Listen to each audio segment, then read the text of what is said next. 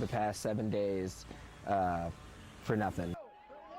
Days after a march up Meridian, one of the leaders meets with Governor Eric Holcomb. Good evening. I'm Kylie Conway. And I'm Mike Bars. It's a story you'll only see here on Wish TV, and it starts our team coverage. Dan Klein spoke with him on Monday night and met with the Army veteran once again tonight right outside the gate. Yeah, but very, very different circumstances. It was Malik Muhammad's handshake and hug which diffused a tense standoff in the street. And now he hopes a different handshake makes a lasting difference, even though everyone in the movement may not agree. It was a face you couldn't forget Monday night. Malik Muhammad, shield in hand, leading the march up Meridian to the governor's mansion. A red bandana to cover the still bleeding gash on his forehead. Did you think you'd be back here on Friday, meeting him in person?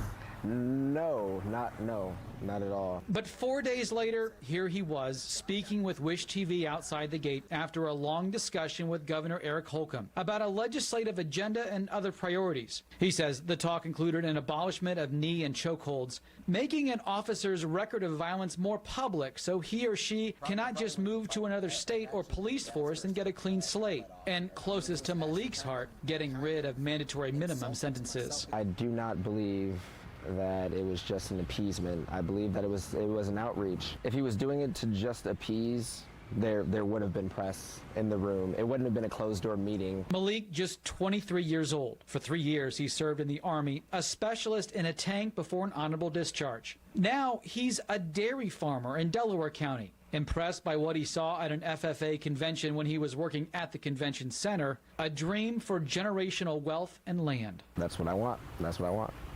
For myself and for my son. But every day he comes to Indianapolis. His walk down the street Monday night with a police lieutenant garnered a lot of attention. And I was 100% ready and willing to die right there for this cause. And I never in a million years thought I would embrace a cop like that. But even that night it was clear other members in the Black Lives Matter movement did not like his gesture.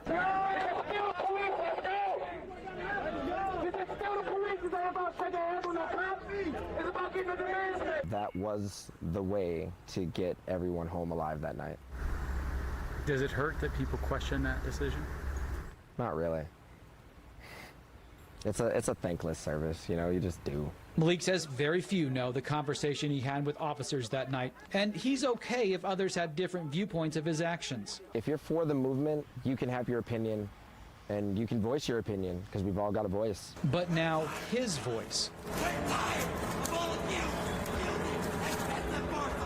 Not that one, but a different one, has now reached the governor's ear. If we're not on our elected officials, then nothing's going to change. And that's what Malik Muhammad would ask everyone to do. You may not be able to protest and you may not be able to donate money, but you can network. Spread the message to your friends and acquaintances, and especially the lawmakers who represent you.